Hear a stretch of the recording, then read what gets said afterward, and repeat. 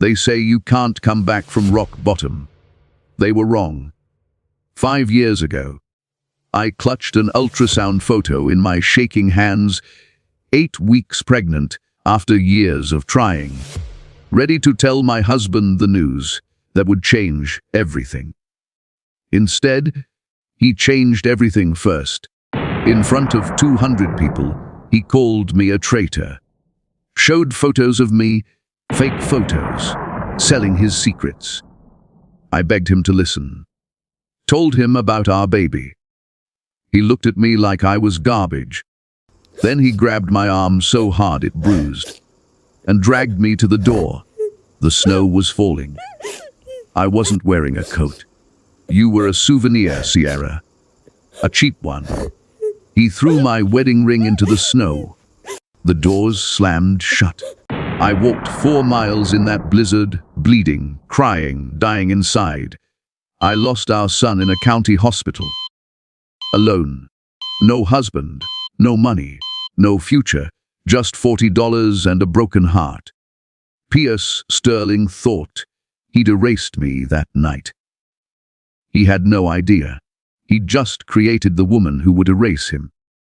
My name is Sierra Vance, and the billionaire who threw me in the snow to die just walked into MY boardroom, begging ME to save his crumbling empire. What happens when he turns around and sees my face? You won't believe it. Before I tell you what happened next, subscribe right now. Hit that bell. Because what Sierra does when Pierce sees her face in that boardroom, you need to see it.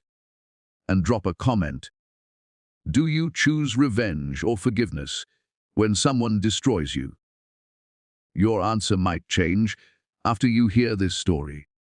Let's begin. Chapter 1. The night everything shattered. Sierra's reflection stared back at her from the floor. Length mirror. The gold gown hugged her brown skin like it was made for this moment. Maybe it was. She'd spent 3 months planning Pierce's birthday gala. Every detail perfect. From the ice sculptures to the imported champagne. Her hands trembled slightly as she fastened her diamond earrings.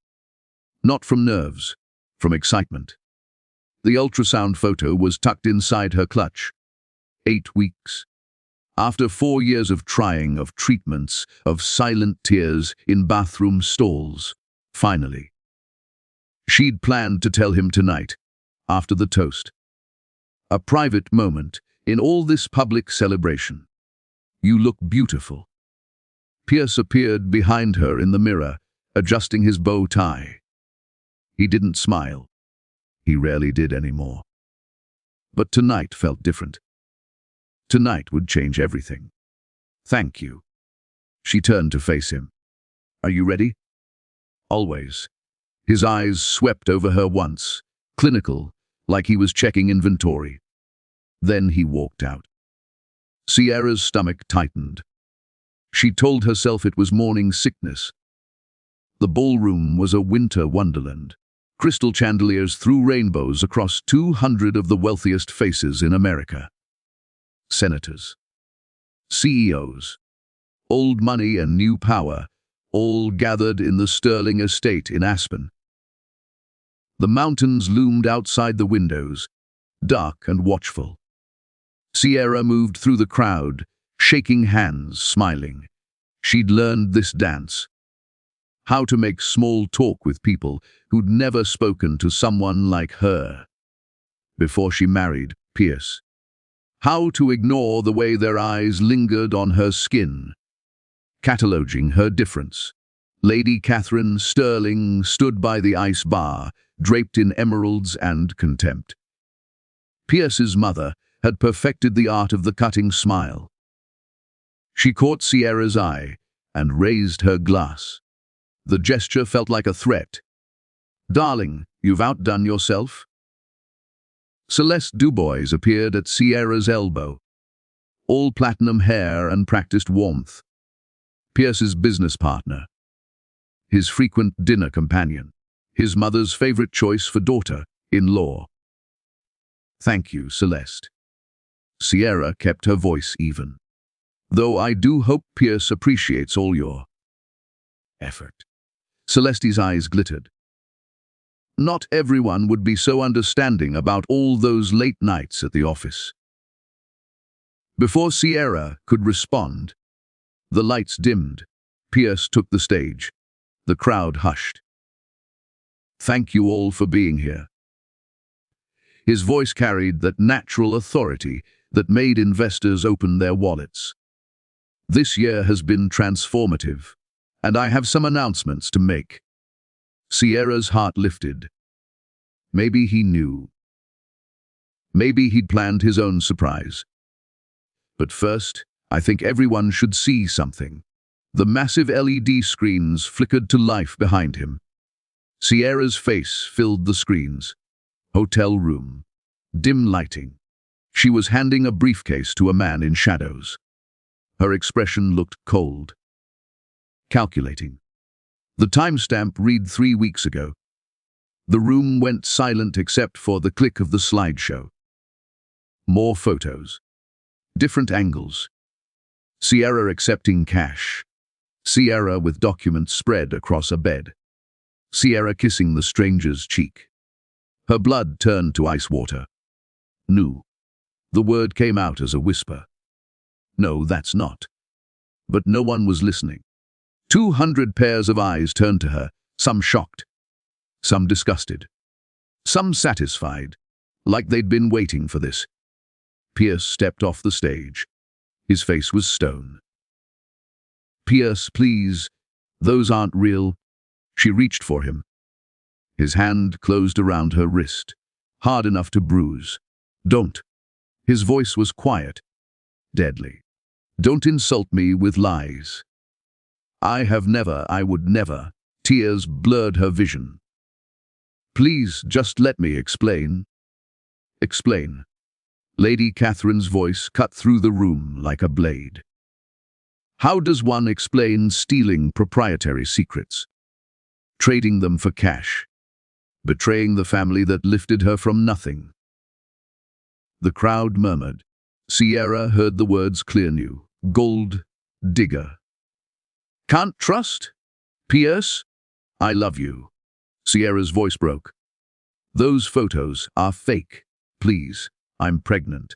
We're going to have... Enough. He dragged her toward the grand mahogany doors. She stumbled in her heels, her clutch falling, the ultrasound photo sliding across the marble floor. Someone stepped on it. The night air hit like a fist. Snow was falling, thick and fast. Pierce shoved her down the stairs. She landed hard, gold fabric tearing, skin scraping against ice. You were a souvenir, Sierra. He stood above her, silhouetted against the warm light of the ballroom. A cheap one. Something pretty to show off. I should have known better than to trust someone from the gutter. He pulled her wedding ring from his pocket. He'd already taken it from the safe and threw it into the snow. Don't let the gates hit you on your way out. The doors slammed shut. Sierra knelt in the snow, watching her breath cloud in the freezing air. Her hands were already numb. She wore no coat, no shoes that could handle this terrain. Her phone and wallet were inside, in a coat check she'd never reach. Behind the frosted windows, the party continued. Someone turned the music back on. She tried to stand. Her ankle rolled. She fell again. The estate gates were a mile away. The main road 3 more beyond that. The temperature was dropping. Single digits, maybe lower. Sierra looked at her hands, brown skin already turning ashen, and made herself stand. She walked. The snow fell harder. Her gold dress became a frozen shell. Each step was agony. She couldn't feel her feet anymore. Couldn't feel much of anything except the cramping in her lower abdomen. No, not now. Please, not now. But her body didn't negotiate. 2 miles from the estate, Sierra collapsed. A truck driver found her 3 hours later, hypothermic and bleeding. He called an ambulance. In a county hospital that smelled of disinfectant and desperation, a tired doctor told her what she already knew. "I'm sorry. The fetus didn't survive." Sierra stared at the ceiling tiles, counted them. 42. She counted them again and again, until the numbers were all that existed. When the nurse asked if there was anyone to call, Sierra said no. She had no one. She was no one. The woman who'd walked into that party, kind, hopeful Sierra, had died in the snow. What remained was something else. Someone else. Someone who would remember everything. The county hospital discharged Sierra after 48 hours. She had nowhere to go. No money. No identification. Everything had been in her coat, back at the estate. When she called Pierce's personal line, it went straight to an automated message. "This number is no longer in service." She tried the house line. A stranger answered. "The Sterling residence no longer recognizes this caller." Click. Her bank cards were declined. All of them. Joint accounts, her personal savings, even the small account from before the marriage, frozen. Lady Catherine's lawyers worked fast. Sierra sat on the hospital steps in borrowed scrubs and rubber sandals, watching cars pass on the highway. The social worker had given her a list of shelters. $40 in emergency cash. A pamphlet about starting over. She laughed. The sound was hollow. A black sedan pulled up to the curb. The window rolled down. A woman's face appeared, older, elegant, with silver, streaked hair pulled into a tight bun. Sierra Vance. The woman's voice was crisp, professional. Sierra tensed. "Who's asking?" "My name is Margaret Chen. I'm an attorney. Your godmother, Diane Morrison, sent me." The woman stepped out of the car, extending a business card. She saw the news coverage. She wants to help. Sierra stared at the card. She hadn't spoken to Aunt Diane in years. Her mother's best friend, who'd moved to Hong Kong after her mom died. The woman who sent birthday cards with $50 checks that Sierra always felt guilty cashing. "I don't need charity," Sierra said, even as her body shook from cold. "It's not charity. It's family." Margaret opened the car door. "And Ms. Morrison asked me to give you something. A trust fund your mother established before she passed. You couldn't access it until you turned 30 or experienced a qualifying life event. Divorce qualifies." Sierra's breath caught. "My mother never had money. She had a settlement. Medical malpractice. She put it all aside for you, with specific instructions." Margaret's expression softened. "She wanted to make sure you'd never be trapped. That you'd always have a way out." Tears burned Sierra's eyes. Her mother had died when she was 12. Cancer, misdiagnosed for 2 years. Sierra never knew about any settlement. "How much?" she whispered. $200,000. It's been invested conservatively for 18 years. Current value is approximately $470,000. Sierra's legs gave out. She sat down hard on the hospital steps. Margaret sat beside her. "There's more, Ms. Morrison wants you to come to Hong Kong.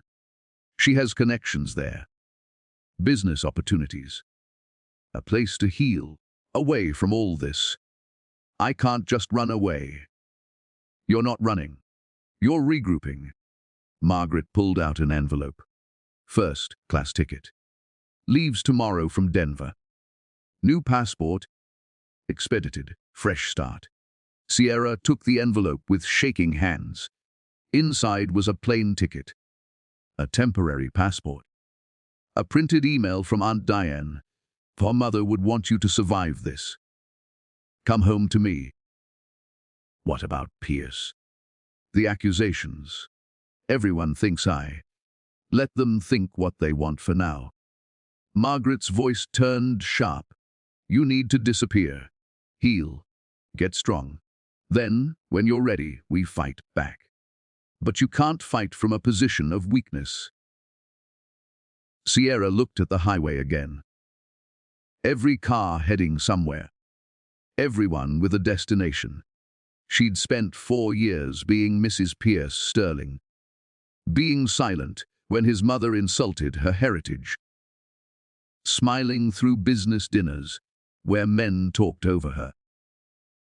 Giving up her scholarship to Stanford Business School because Pierce said his wife didn't need to work. What had all that kindness gotten her? A miscarriage, a destroyed reputation. $40 and a pamphlet. Okay, Sierra said. I'll go. 24 hours later, she was on a plane. First class. She'd never flown first class, even married to a billionaire. Pierce said it was wasteful. The flight attendant brought warm towels, champagne, a menu with actual choices. Sierra took it all. Ordered the most expensive meal. Drank the champagne.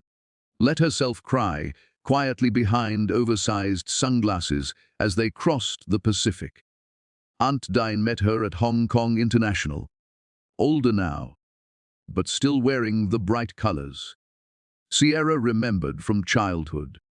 She wrapped Sierra in a hug that smelled like jasmine and home. My sweet girl, Diane whispered. I'm so sorry. So sorry. They didn't talk about Pierce that night, or the next.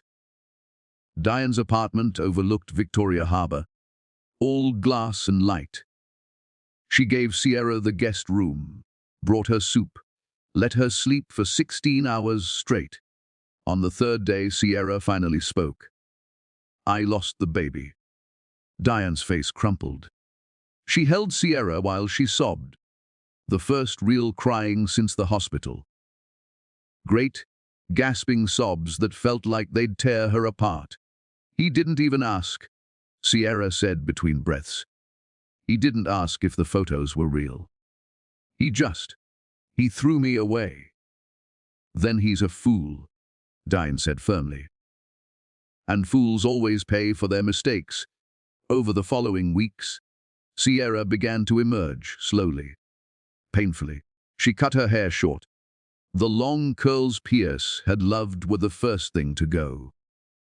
She started running at dawn along the harbour. Pushed her body until it hurt too much to think. Diane introduced her to her business circle. Hong Kong was full of expats, entrepreneurs, people reinventing themselves. Sierra listened more than she spoke. Learned about tech startups, venture capital, the Asian markets Pierce had always dismissed as too complicated. One night, at a networking dinner, she met James Chen, Margaret's brother, a venture capitalist who'd made his fortune in AI and blockchain. You were married to Pierce Sterling? James asked, direct in that way Hong Kong business people often were. Was, Sierra confirmed. He's an idiot. James sipped his whiskey. His company's growth model is unsustainable. He's over-leveraged on 3 continents, and his AI division is 2 years behind competitors. I give him 5 years before he needs a major bailout. Sierra's pulse quickened. You really think so? I know so. I've run the numbers. James studied her. Your aunt says you went to Stanford. Business scholarship. I never finished. I got married. Finish now. Online. Or don't. Experience counts more than degrees in this city. He pulled out his card. I'm always looking for smart people. If you want to learn this business, call me. Sierra took the card. Why would you help me? Because Margaret vouched for you. And because I don't like bullies. James smiled. Plus, watching you take down Pierce Sterling someday. That would be entertaining. That night, Sierra stood on Diane's balcony, watching the harbor lights reflect off black water. She thought about the woman she'd been. Sweet Sierra, who believed love conquered all. Who thought being kind was enough. That woman was dead. What rose from those ashes was something different. Someone harder, sharper. Someone who understood that power wasn't given, it was taken. She called James the next morning. I want to learn everything, she said. Everything about venture capital, about leverage, about how to build an empire. Then come to the office Monday, James said. Bring coffee. You'll be starting at the bottom. Good, Sierra replied. I know my way up from the bottom. She hung up and looked at herself in the mirror.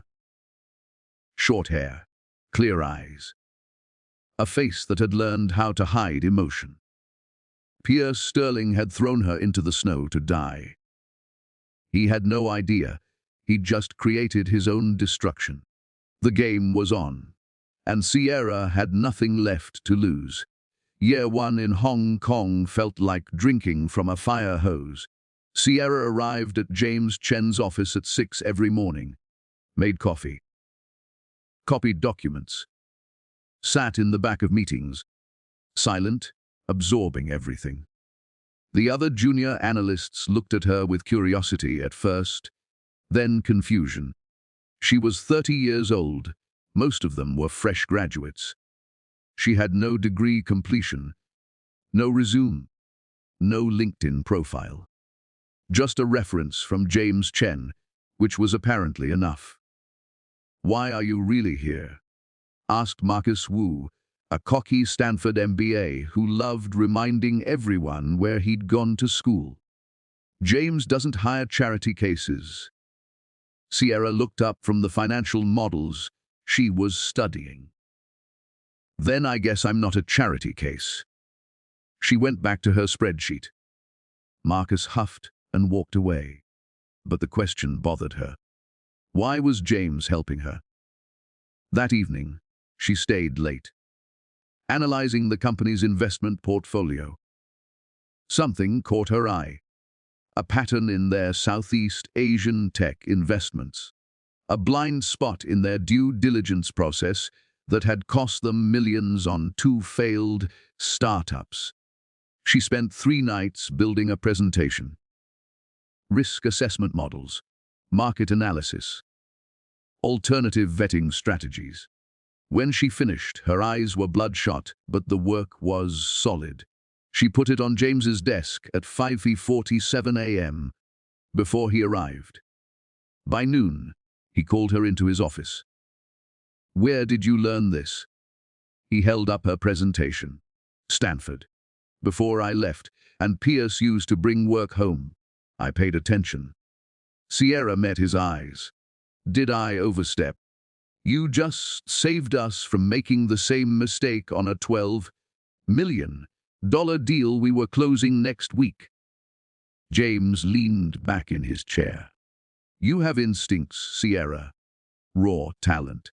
That's why I hired you. Margaret told me what happened in Aspen. The fake photos.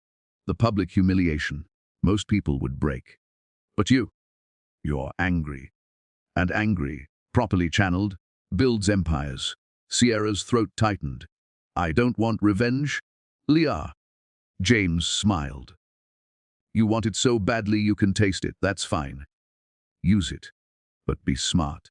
Revenge, served cold, is served best when your enemy doesn't see it coming. He pushed a folder across the desk. New assignment. I want you to research Pierce Sterling's company.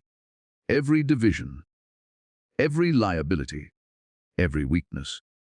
Pretend you're planning a hostile takeover. Show me where he's vulnerable. Sierra's hands trembled as she took the folder. Why?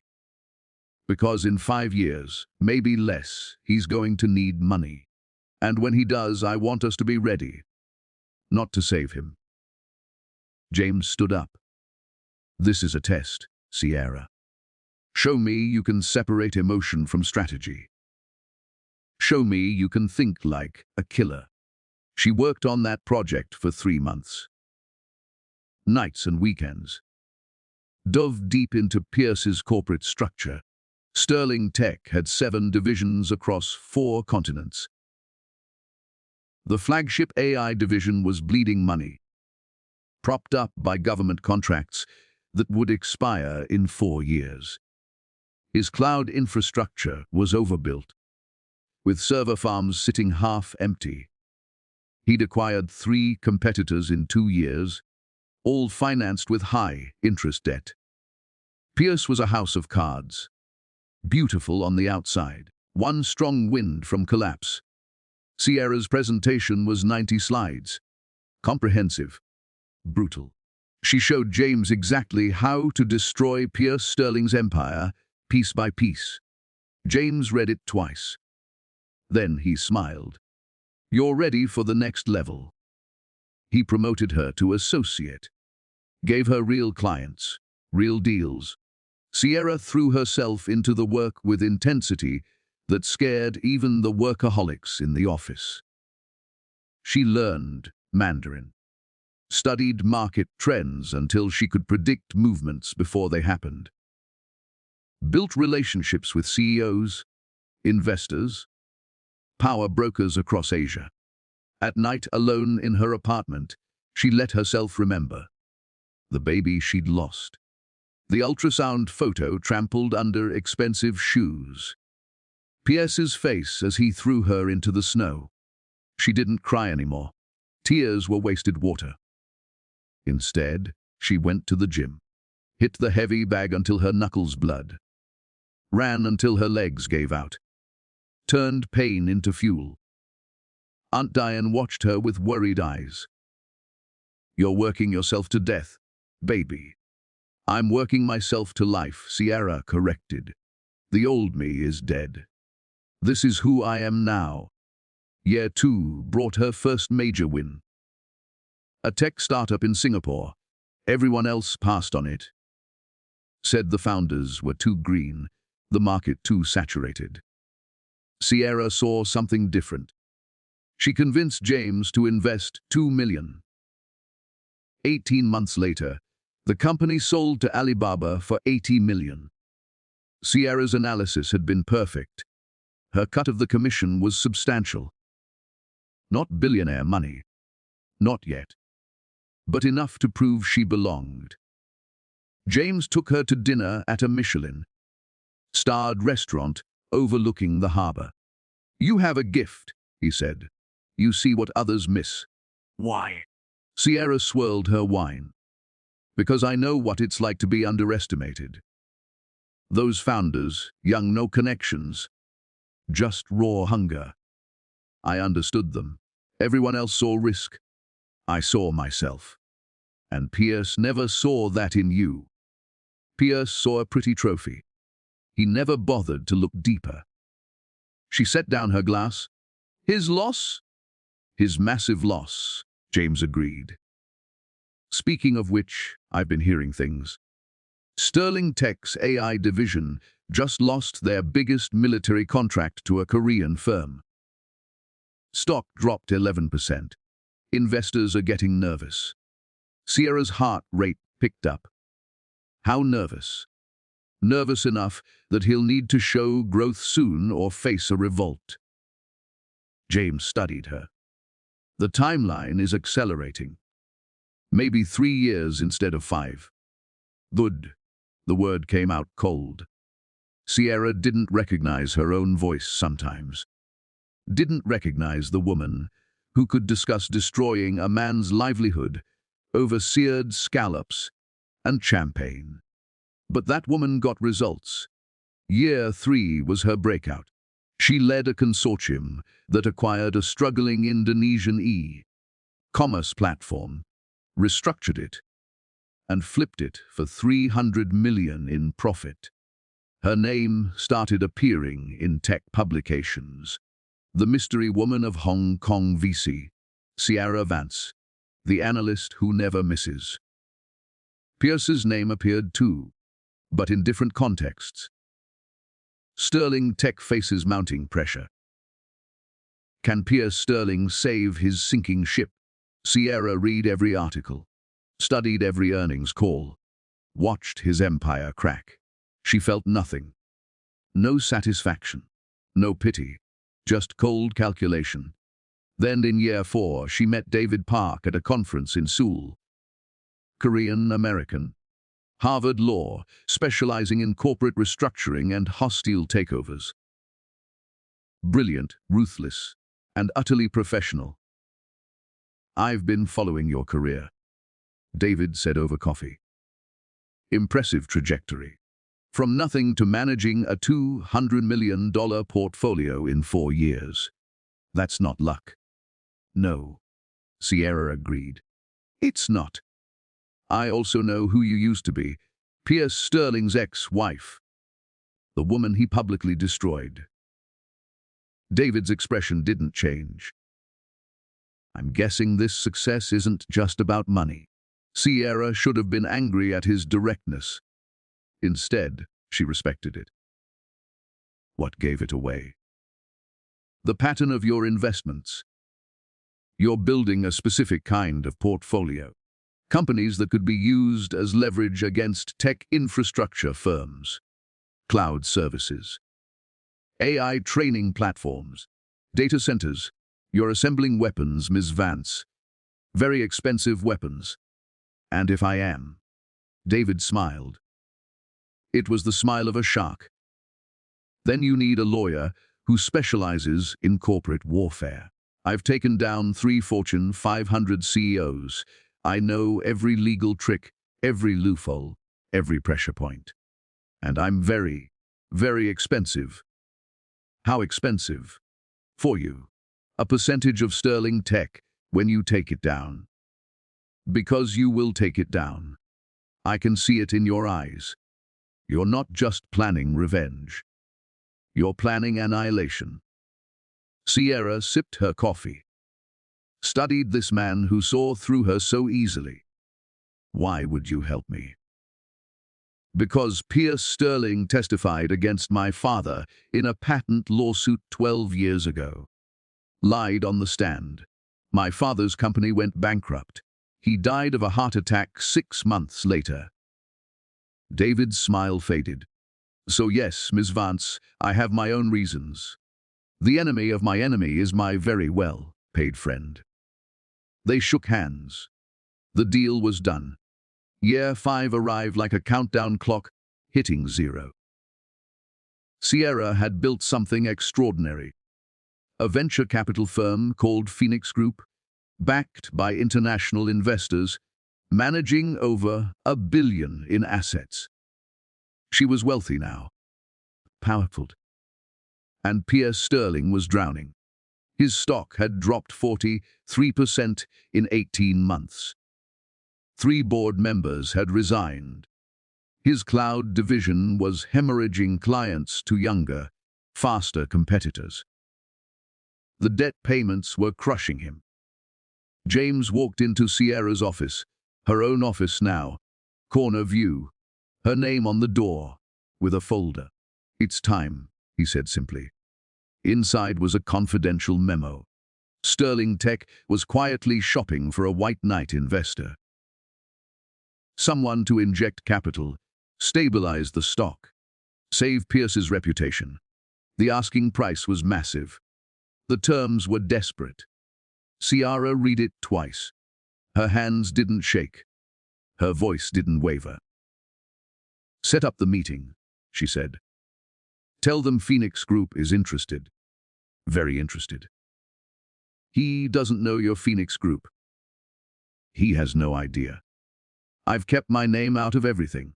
Corporate shells, offshore accounts, proxy investors." Sierra smiled. It felt foreign on her face. "As far as Pierce knows, I disappeared into nothing 5 years ago. A broken woman who couldn't handle the truth. And when he sees you, then he'll realize the truth he couldn't handle was his own. The Phoenix Group headquarters occupied 3 floors of a Manhattan skyscraper. Sierra had chosen New York deliberately. Pierce's territory, his city. She wanted him to come to her, walk into her domain, unknowing. She stood at the floor-to-ceiling windows of her penthouse office, watching the city wake up. 48 floors below, yellow cabs crawled through traffic. Somewhere down there, Pierce Sterling was probably in his own office, desperate, scrambling to save everything he'd built. The team is ready. David Park entered without knocking. They'd worked together for a year now, and formalities had dissolved. Sterling and his people will be here at 2 p.m. His legal team, his CFO, and 2 board members. All men, by the way. Of course they are. Sierra turned from the window. She wore white today. A sharp Armani suit that cost more than her entire wardrobe from 5 years ago. Her hair was longer now, styled in elegant waves. Diamond studs, real ones, bought with her own money, caught the light. She looked powerful. She was powerful. "How do you want to play this?" David asked. Cold. Professional. "I want the deal terms presented first. Let them pitch their desperation. Then I'll turn around." Sierra's voice was steady. "I want him to see my face and know instantly that he's already lost." "You're sure about this?" "Once you reveal yourself, there's no going back." "He'll fight." "Let him fight. I have lawyers, leverage, and the moral high ground." "What does he have?" "Debt and a dying company." Sierra checked her watch. "Besides, I didn't come this far to hide." At 1:45 p.m., her assistant buzzed. "Vance, the Sterling Tech delegation is in the lobby. Conference room A. Make them wait 15 minutes. Sierra used that time to center herself. Breathing exercises. Mental preparation. She reviewed the terms one last time. Phoenix Group would acquire 60% of Sterling Tech, inject $500 million in capital, restructure the debt, but maintain operational control. Pierce would become a figurehead, a puppet CEO dancing on her strings. It was elegant, brutal, fair. At exactly 28:00 p.m., Sierra walked into the conference room, her back to the door, facing the windows, just like she'd planned. She heard them file in. Expensive shoes on marble, the rustle of suits, low voices, then his voice. Pierce's voice. 5 years since she'd heard it, but her body remembered. Her spine stiffened. Her hands wanted to shake. She wouldn't let them. "Thank you for meeting with us," Pierce began. His voice had that practiced charm, the same tone he'd used on investors, on journalists, on her. "Phoenix Group has an impressive reputation. We're honored you're considering SICT." Sierra didn't turn around. Her voice cut like glass. Silence. Then chairs scraping, they sat. David distributed the folders. "These are our terms. Phoenix Group is prepared to inject $500 million into Sterling Tech in exchange for 60% equity, 3 board seats, and operational control of all divisions." 60%. One of the board members, Sierra, recognized the voice as Gerald Thompson, old money, Pierce's biggest supporter. "That's excessive. We were hoping for a strategic partnership, not a takeover." "Then you're in the wrong room," Sierra said, still facing away. "Your stock is down 47% year-over-year. Your debt service consumes 33% of revenue. You've lost 2 major contracts this quarter alone. You're not looking for a partner. You're looking for a lifeline. Who the hell do you think? Gerald started. Read the terms. Sierra interrupted. Page 4 details the restructuring plan. Page 7 outlines management changes. Page 12 covers debt refinancing. You have 72 hours to respond. After that, the offer expires and you can watch your company collapse on your own. This is outrageous, Pierce said. His voice had an edge now. Anger. We came here in good faith. Good faith. Sierra turned around. The room went silent, absolutely silent. Pierce's face drained of color, his mouth open-closed. No sound came out. Gerald Thompson looked confused. I don't understand. Who? Hello, Pierce, Sierra smiled. It didn't reach her eyes. It's been a long time. Pierce stood up so fast his chair fell backward. No. No, this is impossible. You disappeared. You had nothing. I had $400,000 from my mother's trust fund. I had rage. I had intelligence you never bothered to notice. Sierra walked to the head of the table. Stood there like she owned it, because she did. And I had time. 5 years to build this, to become this, Sierra. Her name came out strangled. How? How did the broken woman you threw in the snow become the only person who can save you? Sierra tilted her head. I worked. Every single day. While you partied in Ibiza and bought your 4th vacation home, I studied market trends. While you played golf with senators, I built relationships with real power brokers. While you coasted on daddy's money and your own arrogance, I became better than you at everything. Pierce's lawyer, a sharp-faced man named Reynolds, found his voice. This is a conflict of interest. You can't. There are regulations. There are no regulations against a legitimate business transaction. David interrupted smoothly. Vance is the CEO of a registered investment firm. Sterling Tech is a publicly traded company seeking capital. Everything is above board. Uncomfortable for you? Absolute legal? Not even close. This is revenge, Gerald said. Pure revenge. This is business. Sierra opened her own folder. But since you mentioned it, let's talk about revenge. 5 years ago, your CEO publicly humiliated me based on fabricated evidence. Threw me out of his home in a blizzard. I lost everything that night, including a child. Pierce's face went white.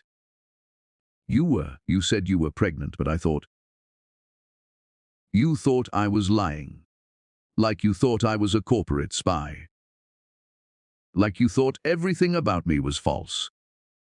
Sierra's voice never wavered. I was 8 weeks pregnant, Pierce. I lost our son in a county hospital while you celebrated getting rid of me. The room was tomb silent. The photos were fake, Sierra continued. Computer-generated deepfakes created by Celeste Dubois and your mother. I have proof. Deathbed confession from your mother's maid, Catherine Moreau. She had a crisis of conscience before she died last year. Very detailed affidavit. Very damning. She slid a document across the table. Pierce's hand shook as he picked it up. Lady Catherine paid for the deepfakes. Sierra recited from memory. $200,000 to a firm in Eastern Europe. Celeste provided the reference photos from your company events. They spent 6 months planning it. The goal was to destroy me and clear the path for Celeste to become the next Mrs. Sterling. My mother would never. Pierce's voice broke. Your mother hated that her precious son married a scholarship student with brown skin. She said it to my face multiple times. Common blood corrupts good breeding. Ring any bells? Gerald shifted uncomfortably. He'd been there for some of those comments. This is all very tragic, Reynolds the lawyer said. But it doesn't change the business reality. These terms are predatory. These terms are generous, David countered. We've valued Sterling Tech at current market price, despite knowing the stock is overvalued by at least 30%. We're offering immediate capital injection when every bank has turned you down. And we're allowing Mr. Sterling to remain as CEO, though in title only. In title only. Pierce looked up. This is my company. This is your father's company that you inherited and subsequently drove into the ground. Sierra corrected. The AI division you insisted on overbuilding. Hemorrhaging money. The European expansion you rushed. Failed in 3 markets. The acquisitions you made to inflate your ego. All underperforming. You're a terrible CEO. Pierce, you always were. You just had enough money to hide it. You can't take my company. I'm not taking it. I'm buying it. At a price you can't refuse because you have no other options. Sierra sat down, crossed her legs. 60%. 3 board seats. Operational control. Take it or watch everything collapse. Your choice. Pierce looked at Gerald, at Reynolds, at his CFO, Martin Webb, who'd been silent the entire meeting. Martin finally spoke. P.S. Our cash reserves will be depleted in 4 months. Maybe 5 if we make drastic cuts. We need this capital. Not from her. Pierce said. Anyone but her? There is no one else, Martin said quietly. We've tried everyone. Phoenix Group is our only option. Pierce stood up, paced to the window. Sierra watched him, this man she'd once loved, now broken and desperate. She felt nothing. No satisfaction, no pity. Just cold, hollow completion. Why? Pierce turned to face her. If you wanted revenge, why not just destroy the company? Why buy it? Sierra considered the question. Because destroying it would be too easy. Too quick. I want you to watch me succeed where you failed. I want you to see what I build from the ruins of your arrogance. And I want you to know, every single day, that the woman you threw away was always better than you. The woman I threw away was sweet, kind, gentle. Pierce's eyes were red. What happened to her? You killed her in the snow. Sierra stood. This meeting is over. You have 72 hours. Sign the papers or face bankruptcy. Your choice. She walked toward the door. Sierra, wait. Pierce's voice cracked. I'm sorry for everything. The photos, the accusations, you're a baby. If I could take it back. You can't. Sierra didn't turn around. And I wouldn't want you to. That night made me who I am, stronger, richer, free of you. So thank you, Pierce, for the worst night of my life. It was the beginning of my best. She left the conference room, walked to her office, closed the door. Then, alone, Sierra sat at her desk and let out one long breath. Her hands were shaking now, her heart racing. 5 years of planning, building, becoming, all leading to this moment. David knocked and entered. That was masterful. Stone cold, he's devastated. Good. Sierra pulled out her phone. A text from Aunt Diane. I'm proud of you, baby girl. Another from James Chen. I'm watching the stock. It jumped 3% on rumors of the Phoenix deal. You did it. Sierra looked at her reflection in the dark computer screen. The powerful woman in white. The CEO. The phoenix risen from ashes. She'd won. Pierce Sterling was hers to control. So why did she still feel empty? 72 hours felt like 72 years. Sierra didn't sleep. She worked through the nights, reviewing contingency plans with David, coordinating with her investors, preparing for every possible outcome. If Pierce signed, she'd own his empire. If he refused, Sterling Tech would collapse within months, and she could buy the pieces for pennies on the dollar. Either way, she won. But the waiting gnawed at her. On the second night, Aunt Diane called from Hong Kong. It was early morning there, and Sierra could hear the harbor sounds through the phone.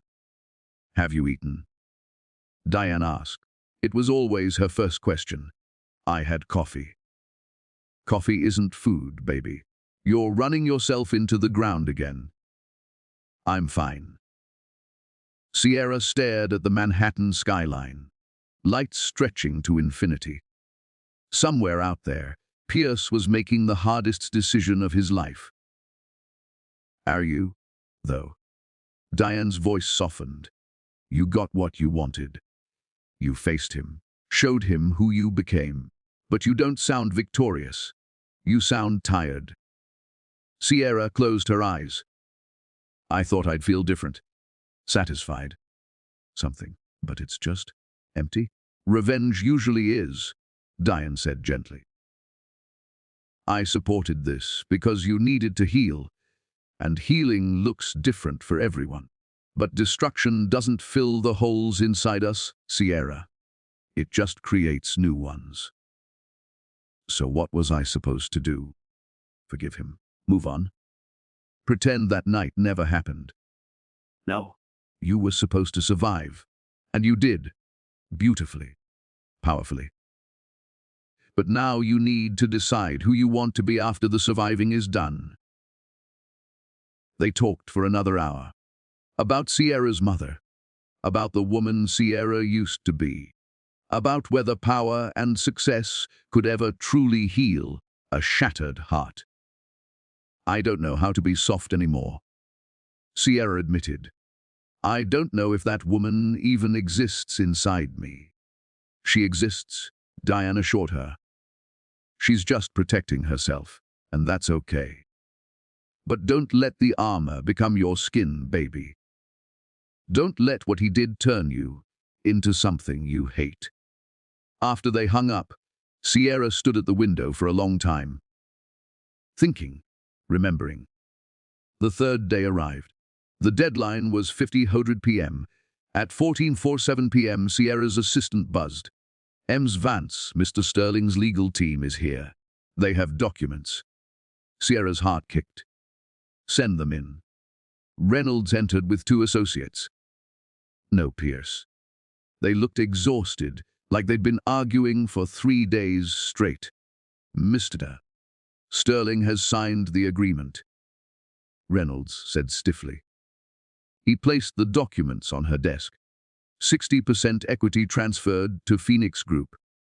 Board seats confirmed. Operational control ceded. "It's done." Sierra picked up the papers. Pierce's signature was there, bold, angry. The pen had pressed so hard it almost tore through the page. "Where is he?" she asked. "Mr. Sterling chose not to attend. He felt his presence would be counterproductive." Translation: Pierce couldn't face her. "Good." David reviewed the documents with surgical precision. "Everything's in order. Congratulations, Ms. Vance. You now control Sterling Tech." They shook hands. The lawyers left. Sierra sat alone with the signed papers that represented 5 years of work, pain, and transformation. She'd won. So why did it feel like losing? The next morning, Sierra arrived at Sterling Tech headquarters for the first time as majority owner. The building was a glass monument to excess, 40 stories of Pierce's ego. Employees streamed through the lobby, most unaware their entire world had just shifted. The executive floor was different. Everyone knew. Assistants whispered. Executives closed their office doors. By the time Sierra stepped off the elevator, the silence was deafening. Martin Webb, the CFO, met her. He was mid-50s, competent. One of the few people who'd told Pierce the truth about the company's problems. Vance. Welcome. His handshake was firm. I've prepared briefings on all divisions. We have a lot of work ahead.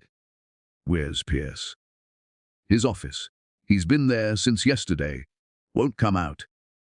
Sierra walked past Martin, past the staring employees to the corner office. The door was closed.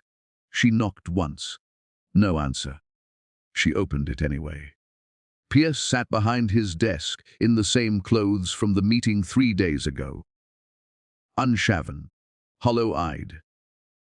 The office was a mess, papers everywhere, empty bottles of scotch. His computer screen showing stock charts frozen in time. He looked up when she entered. Come to gloat. Come to work. Sierra closed the door. We have a company to save. It's your company now. Why do you need me? Because these employees don't know me. They know you. And despite everything, you built some good things here.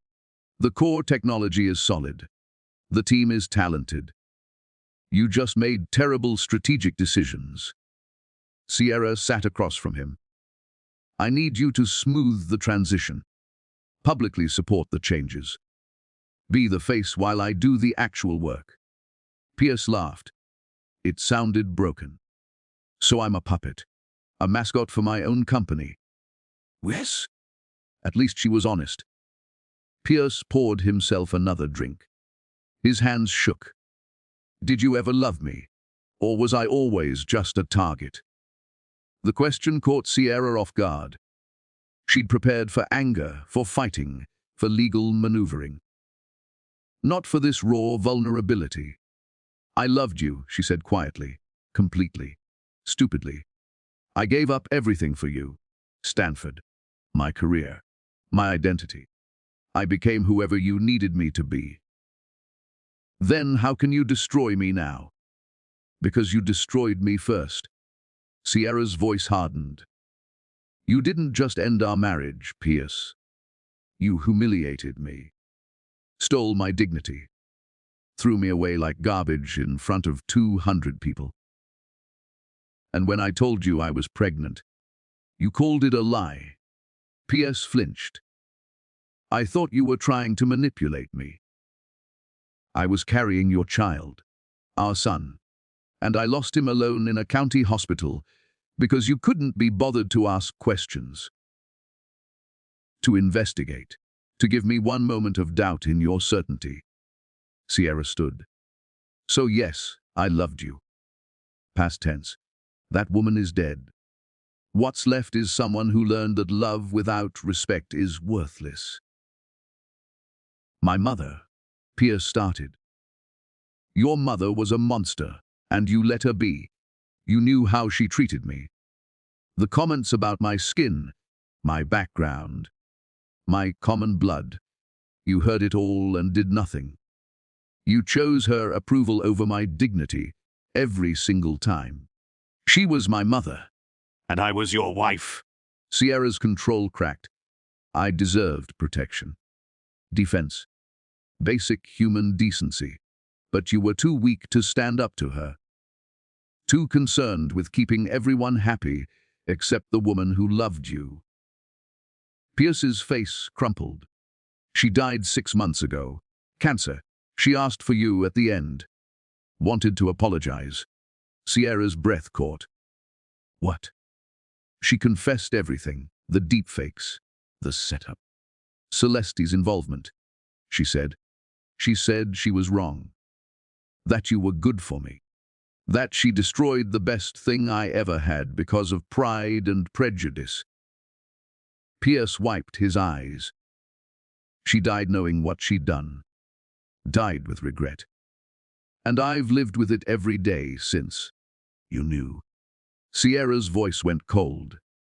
You knew the photos were fake for 6 months.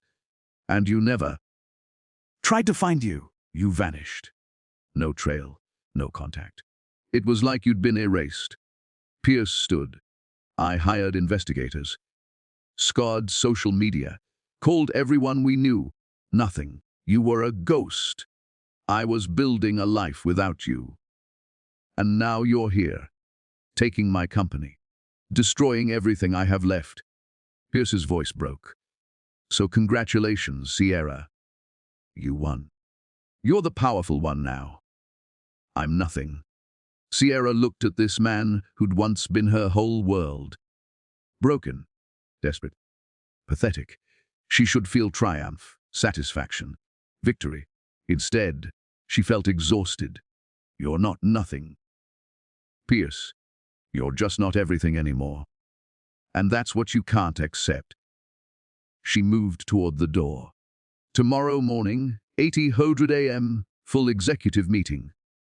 I'm announcing the restructuring. You'll be there. You'll support it. You'll smile and tell everyone this is a new beginning. Understood. Pierce nodded slowly. Defeated, Sierra left his office and walked to what would now be her office. Larger. Better view. She stood at the window, looking down at the city where she'd once been nobody, and now controlled a $1 billion empire. Her phone buzzed. A text from James Chen. How does victory taste? She typed back, like ashes. But there was work to do. Companies to restructure, employees to reassure, systems to rebuild. Sierra pushed the emotions down, locked them away, and opened her laptop. The phoenix was rising. The old empire was burning. And somewhere in the flames, Sierra wondered if she'd lost herself completely, or finally found who she was always meant to be.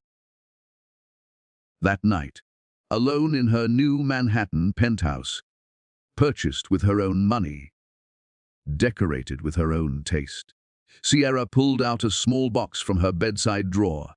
Inside was the ultrasound photo. Crumpled, water damaged. But she'd recovered it months after that night, returning to Aspen, searching the estate grounds until she'd found it pressed into frozen earth. 8 weeks. A tiny blob on grainy paper that had been her son, her future, her reason to believe in happy endings. She touched the photo gently. She whispered, I won. Just like I promised. But the baby couldn't answer. And Sierra cried for the first time in 5 years, not from pain, but from the terrifying realization that winning felt exactly like losing. The restructuring of Sterling Tech was ruthless and efficient. Sierra spent the first month cutting dead weight. Vanity projects Pierce had funded, redundant departments, executives who'd climbed the ladder through nepotism rather than competence.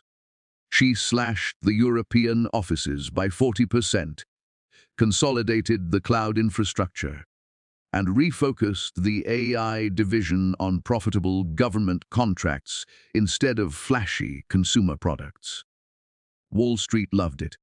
The stock climbed 19% in 6 weeks. Employees hated it. 300 people lost their jobs. The office culture shifted from casual brilliance to corporate efficiency. Free lunches disappeared. Ping-pong tables were sold. The rooftop lounge became additional workspace. Pierce watched it all happen from his corner office, powerless. He showed up for meetings, smiled on camera, read the script Sierra's PR team prepared. At night, he drank, alone. Sierra knew because Martin reported everything. Was struggling, the CFO said carefully during their weekly briefing. Missing deadlines. Showing up late. The board is noticing. Then he needs to perform better, Sierra replied without looking up from her financial projections. With respect, Mins. Vance, he's a human being in crisis. Maybe some compassion. Compassion. Sierra's eyes snapped up. Where was compassion when he threw me into a blizzard? When I lost our child. When he believed fabricated evidence without a single question. Martin held up his hands. You're right. I'm sorry. But destroying him won't rebuild you. The same thing Aunt Diane had said. Sierra dismissed it then. She dismissed it now. Focus on the Q3 projections, she said coldly. Pierce's mental health isn't my responsibility. But that night, alone in her office at midnight, Sierra found herself watching security footage from Pierce's office. He sat in the dark, staring at his computer screen. Not working, just staring. His shoulders shook. He was crying. Sierra closed the feed. Went back to work. 2 months into her ownership, a new problem emerged. Celeste Dubois, the woman who'd helped destroy Sierra's life, had spent the last 5 years climbing social ladders, dating wealthy men, building a lifestyle brand on Instagram. When news broke that Sierra Vance, Pierce's supposedly disgraced ex-wife, now controlled Sterling Tech, Celeste went into damage control mode. She called Sierra directly. Had the audacity to call. Sierra, darling, I'm so glad you're doing well. Celeste's voice dripped false sweetness. I always knew you had potential. That whole misunderstanding 5 years ago was just a misunderstanding. Sierra's voice could cut diamonds. You helped fabricate evidence to destroy my life. You wanted me gone so you could marry Pierce and his money. That's not, it was Lady Catherine's idea. You just provided photos. Coordinated timing. Watched me get thrown into the snow and did nothing. Sierra leaned back in her chair. What do you want? Celeste. A pause. Then Celeste's voice shifted, desperate now. I need you to not release the maid's confession publicly. Please. I'm engaged to Marcus Rothschild, the shipping heir. If he finds out I was involved in corporate espionage and fraud, you'll lose your meal ticket. Please, I'll do anything. I was young and stupid and Lady Catherine manipulated me. No. Sierra's voice was final. You made your choices. Live with them. If you release that confession, you'll destroy Pierce too. It implicates his mother, his family name. Is that what you want? Sierra paused. It was a good point. The confession proved Sierra's innocence, but it also revealed the Sterling family's corruption. Going public would humiliate Pierce further, damage the company's reputation, potentially trigger lawsuits. I'll think about it, Sierra said. But Celeste, stay away from me, from Sterling Tech, from Pierce. If I see you anywhere near this company, I release everything. Understood? Understood. Celeste hung up. Sierra sat with the decision. She could destroy Celeste's engagement, her reputation, her carefully constructed life. One press release, one document upload. But what would it accomplish? More destruction, more pain, an endless cycle of revenge. She filed the confession away. 3 months in, something unexpected happened. Pierce started fighting back. Not legally, not publicly, but in small, quiet ways. He began arriving early, staying late, actually working. He rebuilt relationships with clients Sierra's efficiency had alienated. He smoothed over cultural tensions her restructuring had created. He reminded people why they joined Sterling Tech in the first place. The vision, the innovation, the dream. And it was working. Employee satisfaction scores ticked upward. Client retention improved. The company culture found a balance between Sierra's efficiency and Pierce's inspiration. Martin noticed. They're calling you to the Iron Phoenix combination. Your strategic brilliance, his creative vision. The stock analysts love it. Sierra frowned. I don't need his help. Maybe not. But the company does. Martin showed her the numbers. Divisions where Pierce was involved performed 17% better than divisions where he wasn't. Sierra hated that it was true. She started watching him more carefully. Really watching. Pierce in meetings, energized when discussing new technology. Pierce with employees, remembering their names, asking about their families. Pierce presenting at conferences, charismatic and brilliant. The man was talented. She'd forgotten that. Or maybe she'd never wanted to see it. One night, working late, Sierra heard music from Pierce's office. Piano music. She followed the sound and found him at a keyboard she didn't know existed, playing something haunting and beautiful. I didn't know you played, she said from the doorway. Pierce's hands froze on the keys. My mother made me quit when I was 16. Said it wasn't appropriate for a Sterling. Not profitable enough. He turned to face her. I started again after she died, remembering who I was before I became who she wanted. Sierra leaned against the doorframe. What are you playing? Something I wrote 5 years ago, the week after that night. His voice was quiet. I called it It's Snowfall. I never played it for anyone. Why not? Because it's an apology. And apologies don't undo what's done. Pierce stood. Why are you here so late? Working. You're always working. Don't you have a life outside this building? Sierra's jaw tightened. This building is my life. This company. This victory. Is it enough? Pierce asked. All this power. All this success. Does it fill the hole? What hole? The one we both have. The one shaped like the life we could have had if I hadn't been an arrogant coward and you hadn't become so focused on revenge that you forgot how to be human. Sierra's hands clenched. Don't psychoanalyze me. You don't know me anymore. I know you keep our baby's ultrasound photo in your desk drawer. Second from the top, left side. I saw it when I was getting files for Martin. Pierce's voice broke. I know you still cry at night, when you think no one's listening. I know you work yourself to exhaustion, because stopping means feeling. And I know that destroying me hasn't made you happy. Happiness was never the goal. Then what was? Justice! Sierra's voice echoed. You took everything from me. I took everything from you. That's justice. No, that's tragedy.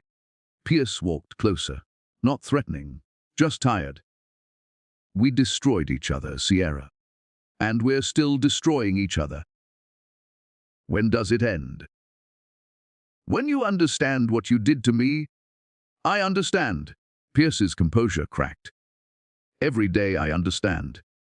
I see you walk these halls, powerful and brilliant and cold, and I know I created that. I killed the woman who loved me because I was too proud and too stupid to ask questions. I let my mother's poison infect my judgment. I threw away the best thing in my life because I valued my ego more than truth. Tears ran down his face. Sierra had never seen Pierce Sterling cry. Not once in 4 years of marriage. I can't take it back. he continued. I can't bring back our son. I can't undo the pain. All I can do is live with what I am. A broken man who destroyed everything good because he was afraid to stand up to his mother and defend the woman who deserved his loyalty. Sierra's throat tightened. Why are you saying this? Because I'm tired, Sierra. Tired of pretending I'm okay. Tired of being a puppet in my own company. Tired of watching you become everything I was, powerful, ruthless, and completely alone. Pierce wiped his eyes. You wanted me to understand. I understand. You wanted me broken. I'm broken. Completely. Totally, so please just tell me what happens now.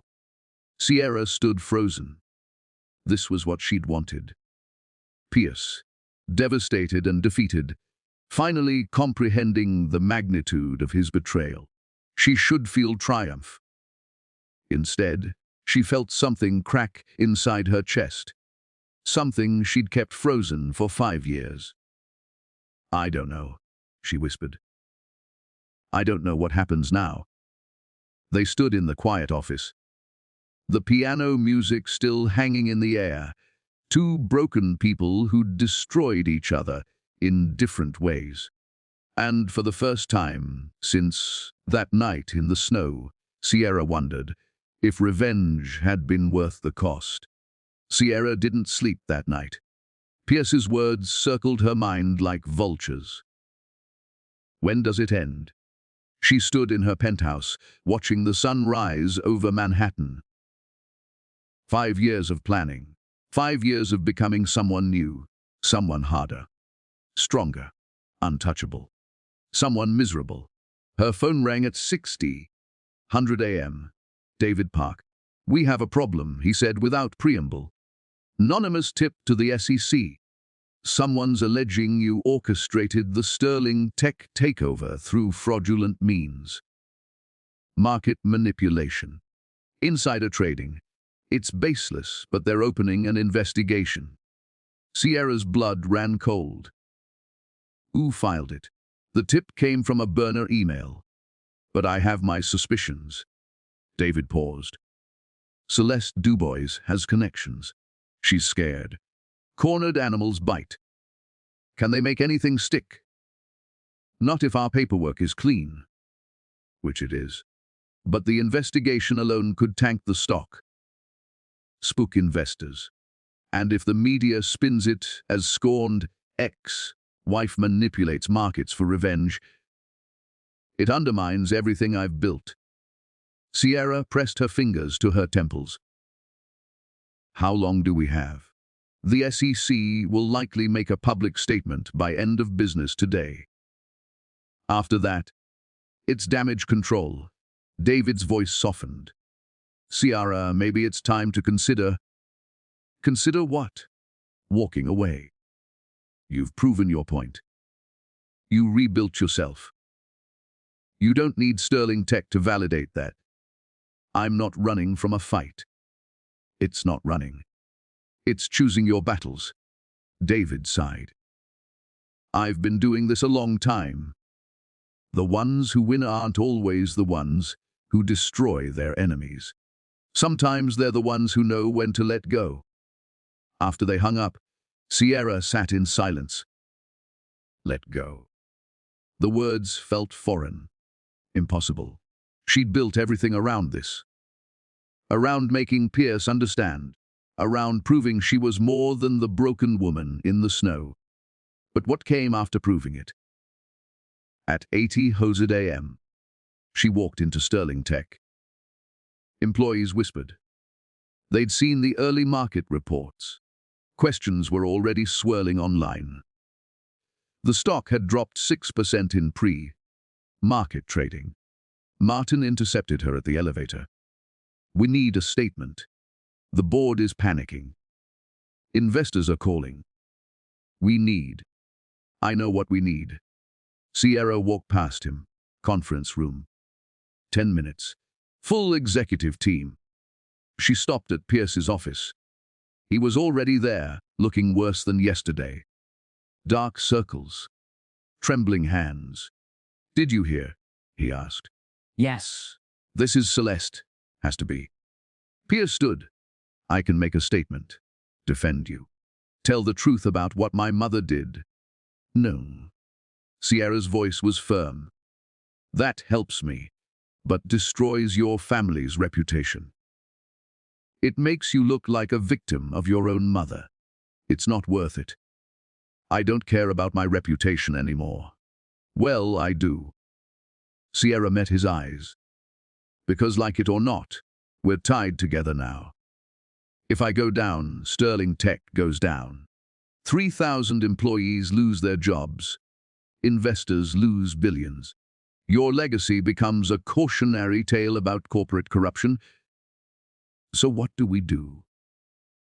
Sierra took a breath, made a decision that terrified her. "We tell the truth. All of it. My way." The conference room filled quickly. Executives, board members, department heads, all looking to Sierra for answers. For the iron control she'd shown for 3 months, she stood at the head of the table, poised.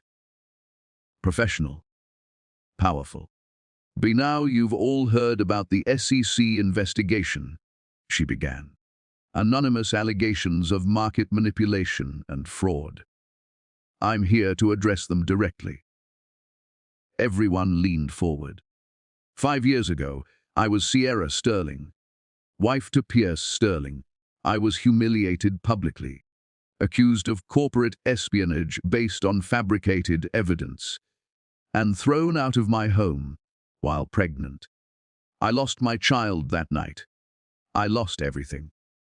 Gasps around the table. Pierce's face was pale, but he nodded, confirming. "The photos used to destroy me were deepfakes, created by Pierce's mother and his business associate, Celeste Dubois. I have documented proof, a deathbed confession from Lady Catherine's maid. The entire setup was designed to remove me from Pierce's life." She pulled out the affidavit, passed copies around the table. "I spent 5 years rebuilding myself. I earned an MBA online. Worked brutal hours in venture capital. Built Phoenix Group from nothing into a $1 billion firm. Every deal was legitimate. Every investment was researched. Every dollar was earned through intelligence and hard work." She looked directly at the board members. When Sterling Tech needed capital, Phoenix Group offered fair market terms. Pierce signed willingly because it was only option. There was no fraud, no manipulation. Just business. Gerald Thompson, the board member who'd always supported Pierce, cleared his throat. "But you had a personal vendetta. That's a conflict of interest." "Yes, I did. I won't lie about that." Sierra's voice was steady. "I wanted Pierce to understand what he'd done to me. I wanted him to feel powerless. I wanted revenge." The room was silent. "But over these 3 months, I've realized something. Revenge doesn't heal wounds. It just creates new ones. I came here to destroy Pierce Sterling. Instead, I've rebuilt his company, saved 3,000 jobs, increased shareholder value by 43%. Those aren't the actions of someone committing fraud. Those are the actions of someone who's actually good at this." She turned to Pierce. "I was wrong about something. I thought taking your company would make me whole, but it just made me like you, powerful, successful, and completely alone. Turns out we're both better when we're not at war." Pierce's eyes widened. Sierra addressed the room again. "The SEC investigation will find nothing because there's nothing to find. Every document is clean. Every transaction is legitimate. But I understand this creates instability. So I'm making an announcement." She pulled out a prepared document. Effective immediately. I'm restructuring my ownership of Sterling Tech. I'm reducing my stake from 60% to 49%. The remaining shares will be distributed to employees through a new equity program and sold to diversified institutional investors. Shocked silence. This removes the appearance of personal control while maintaining Phoenix Group's investment. Pierce Sterling will resume operational control as CEO with proper oversight from a strengthened board. I'll remain as a board member and strategic advisor. You're giving up control. Martin looked stunned. I'm choosing strategy over ego. Sierra corrected. Sterling Tech is worth more with both of us working together than with me ruling it alone. The numbers prove it. She looked at Pierce. You're a visionary, Pierce. You see possibilities I don't. But you need structure, discipline. Someone to tell you when your ideas are brilliant and when they're reckless. That's what I can provide. Not as an enemy, as a partner. Pierce stood slowly. Why? After everything I did, why would you give this up? Sierra's voice softened, just slightly. Because I'm tired of being angry. I'm tired of being cold. And I'm tired of proving things to people who don't matter. She paused. My mother left me the trust fund so I'd never be trapped. But I built a different kind of trap, one made of rage and revenge. This is me choosing freedom. She turned back to the executives. Questions? Gerald spoke first. What about Celeste Dubois? The person who likely filed this false report. I'm releasing the maid's confession publicly. Not for revenge, for truth. Let the world know what really happened 5 years ago. Let Celeste face the consequences of her actions. And let me finally clear my name. The media will go crazy, Martin warned. Let them. I'm done hiding who I am. Sierra straightened. I was Sierra Vance, scholarship student. Then Sierra Sterling, trophy wife. Then just Sierra, broken woman. Then Sierra Vance, ruthless CEO. I'm tired of reinventing myself for other people's comfort. From now on, I'm just me. Complicated. Flawed. Human? The meeting ended. Executives filed out, whispering. The news would be everywhere by noon. Pierce stayed behind. That was brave, he said quietly. That was exhausting. Sierra sat down. The armor was getting heavy. The part about us being better together, did you mean it? Sierra considered lying. Maintaining the walls. But she was so tired of walls. Yes, I did. You're frustrating and reckless, and you make terrible financial decisions. But you also inspire people. You see potential where I see risk. We balance each other. She looked at him. We did once, anyway. Before everything went wrong. Pierce sat across from her. I've been seeing a therapist. Since my mother died, working through things. Good. She asked me what I'd say to you. If I could say anything without consequences. He took a breath. I'd say I'm sorry isn't enough. I'd say I was a coward who let my mother's prejudice poison my judgment. I'd say throwing you out was the worst thing I've ever done, and losing our son haunts me every single day. I'd say you deserved so much better than what I gave you. Tears pricked Sierra's eyes. She blinked them back. I'd say, Pierce continued, voice breaking, that I understand if you hate me forever. I'd understand if you walk away from this partnership tomorrow. I'd understand if you never forgive me, because I don't forgive myself. Good, Sierra said. You shouldn't. What you did was unforgivable. Pierce nodded, looked down. But, Sierra's voice was soft. I'm learning that holding on to unforgiveness is like drinking poison and expecting the other person to die. It's killing me, Pierce. The anger, the coldness, the constant need to prove I'm stronger than my pain. So what do? We work together. Professionally, we rebuild this company the right way. We prove that two broken people can create something whole. Sierra stood. But we're not friends. We're not family. We're business partners who share a terrible history. That's all we can be. I can live with that. Pierce stood too, extended his hand. Partners. Sierra looked at his hand. 5 years ago, she would have taken it eagerly, desperately.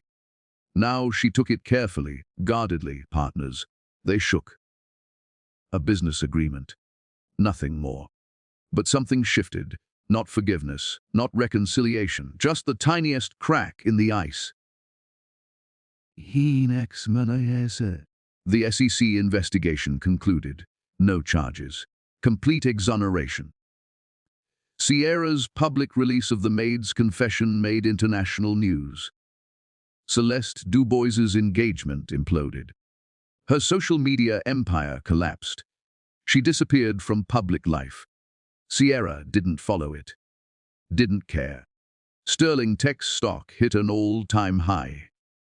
The employee equity program transformed company culture. Pierce's creative vision, balanced by Sierra's strategic discipline, produced 3 breakthrough products. Wall Street called them the most successful business partnership of the decade. Sierra stood in her office, smaller now, since she'd given up the corner seat looking at financial projections. Strong, sustainable, ethical. A knock on the door. Pierce entered, carrying 2 coffee cups. Peace offering, he said. Ethiopian blend. I remembered you liked it. Sierra took the cup. Thank you. They'd developed a rhythm. Professional meetings, strategic debates, occasional coffee conversations that stayed strictly business. It worked. The board approved the African expansion, Pierce said. Your risk assessment convinced them. Your vision sold them, Sierra countered. We both did this. Pierce smiled. A real smile. The first she'd seen in years. Would make a good team. A functional team, Sierra corrected. But she almost smiled back. After Pierce left, Sierra's phone rang. Aunt Diane. How are you, baby? Actually good. Sierra realized it was true. The company's thriving. The investigation's over. I'm sleeping again. And your heart? Sierra looked out at the Manhattan skyline. Thought about the woman she'd been. The women she'd become. All the versions of Sierra that had lived and died and been reborn. My heart is healing, she said slowly. Not healed, but healing. I'm learning that's enough. I'm proud of you. Your mother would be too. After they hung up, Sierra opened her desk drawer. The ultrasound photo was still there. She looked at it for a long moment. I did what I promised, she whispered. I survived. I won. But more than that, I let go. She didn't throw the photo away. Some things should be remembered. But she moved it to a different drawer. Not forgotten. Just not front and center anymore. That evening, Sierra did something she hadn't done in 5 years. She left work at 6:00 p.m., walked through Central Park, sat on a bench and watched children play. Let herself feel sad, feel hopeful, feel human. Her phone buzzed. A message from James Chen, dinner next week. Hong Kong misses you. She smiled and replied, I miss it too. Let's make it happen. Another message. This one from David Park. New opportunity. Tech startup. Female founders. Reminds me of you 5 years ago. Interested. Sierra's heart lifted. Send me the pitch deck. This was her future. Not revenge. Not proving anything. Just building, creating. Helping others rise the way she'd risen. The sun set over the city. Sierra watched it, feeling the last of the ice around her heart begin to melt. She wasn't the sweet woman Pierce had destroyed. She wasn't the cold CEO who destroyed him back. She was Sierra, complicated, strong, scarred, healing. And that was enough. As she walked home, snow began to fall, gentle, beautiful. Nothing like that terrible night 5 years ago. Sierra stopped, lifted her face to the sky. Let the snowflakes land on her skin. They didn't burn anymore. She'd survived the blizzard. She'd built her empire. She'd gotten her justice. Now, finally, she could live. The phoenix had risen from the ashes, and this time, she was flying towards something instead of away from it. Peace, purpose, herself. Sierra Vance never remarried. Never sought another relationship with Pierce beyond their successful business partnership. She built Phoenix Group into a global force, specializing in funding women, owned startups and companies led by people from marginalized backgrounds. Pierce Sterling remained CEO of Sterling Tech, humbled and reformed, dedicating himself to ethical business practices and mentoring young entrepreneurs. He never forgot what his arrogance cost him. Together, they proved that two people could destroy each other and still choose to build something meaningful from the ruins. Not through forgiveness, not through romance, but through respect, accountability, and the courage to transform pain into purpose. And sometimes, that's the most powerful ending of all.